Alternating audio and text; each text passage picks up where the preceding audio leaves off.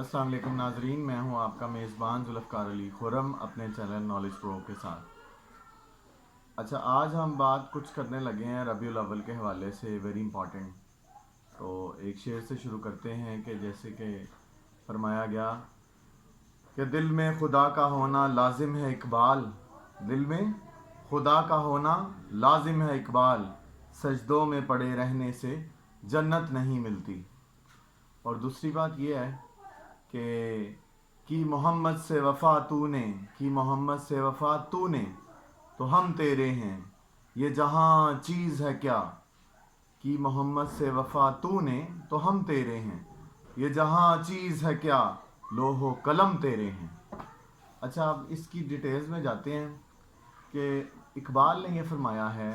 اقبال نے، آپ کو پتہ ہے، بڑی اسٹڈی کی تھی، قرآن و حدیث کا بڑا علم بھی رکھتے ہیں، بڑا انہوں نے مسلمانوں کو بیدار کیا آزادی کے حوالے سے، اسلام کے حوالے سے، مسلمانوں کو اصل میں مسلمانیت کا بتایا کہ مسلمانیت ہوتی کیا ہے۔ ٹھیک ہے، اب ہم آتے ہیں ڈیٹیل کی طرف کہ اقبال یہ فرماتے ہیں کہ محمد صلی اللہ علیہ وسلم سے وفا کا مطلب کیا ہے۔ وفا کا مطلب ہے to follow the footsteps of the holy prophet صلی اللہ علیہ وسلم، کہ محمد صلی اللہ علیہ وسلم کے طریقہ کار پہ عمل کرنا، جیسے کہ آپ صلی اللہ علیہ وسلم رول ماڈل ہیں، جس کو آپ اردو میں کہیں کہ پوری دنیا کے لیے نمونہ ہیں، پوری دنیا کے لیے، صرف مسلمانوں کے لیے نہیں، پورے انسانوں کے لیے، پورے عالم میں جتنے انسان ہیں سب کے لیے محمد صلی اللہ علیہ وسلم نمونہ ہیں۔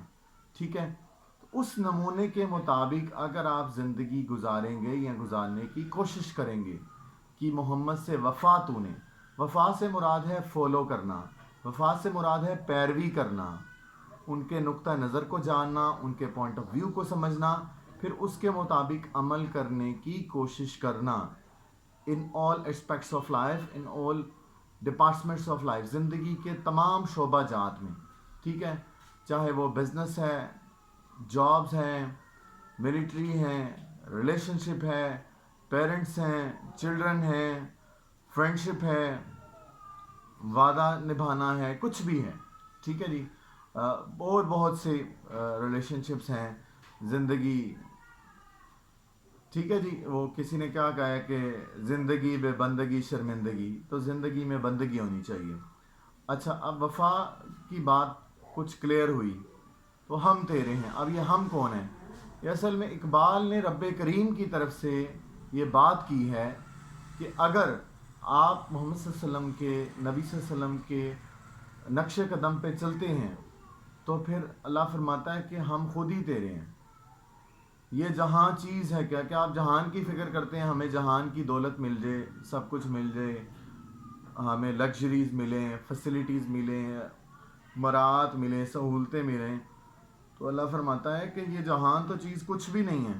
لوح و قلم، اللہ کریم کے پاس ایک لوح ہے اور قلم ہے جس سے وہ لکھتے ہیں، وہ انسان کا نصیب لکھتے ہیں، وہ انسان کی زندگی کے سارے معاملات، کوئی بھی انسان ہے، چاہے وہ مسلم ہے یا غیر مسلم ہے۔ ٹھیک ہے جی، لوح و قلم تیرے ہیں۔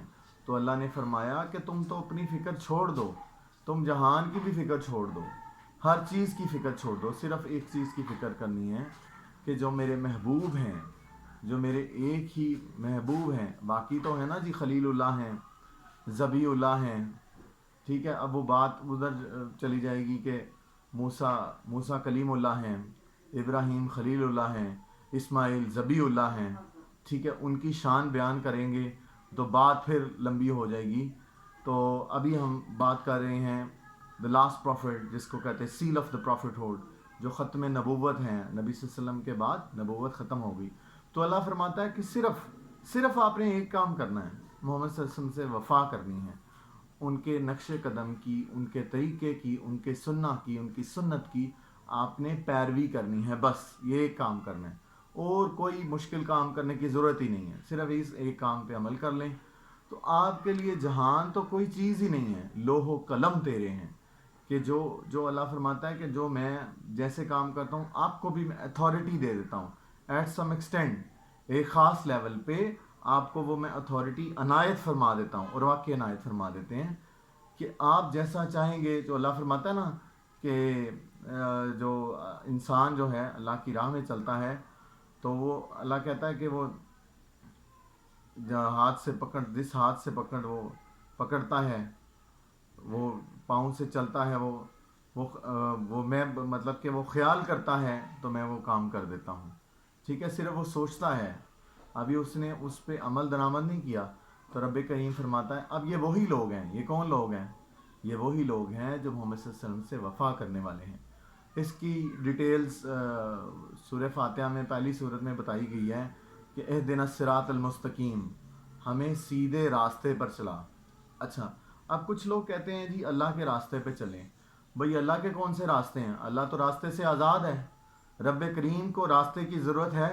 کوئی ضرورت نہیں ہے.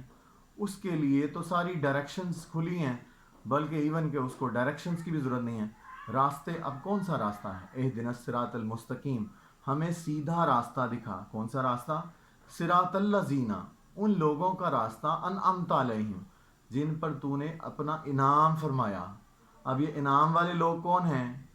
انعام والے لوگ وہی ہیں جنہوں نے محمد صلی اللہ علیہ وسلم سے وفا کی ہے، محمد صلی اللہ علیہ وسلم کی پیروی کی ہے. اب میں تھوڑی سی ڈیٹیل ایڈ کر دیتا ہوں. انعام والے لوگ جو ہیں وہ تمام پیغمبر ہیں، صدیقین ہیں، شہداء ہیں، صالحین ہیں، نیک لوگ ہیں، تقوی اور پرہیزگاری والے لوگ ہیں. جیسے فرمایا گیا کہ سب سے بہترین جو لباس ہے، لباس سمجھتے ہیں نا، جو سب سے بہترین لباس ہے وہ تقوی کا لباس ہے.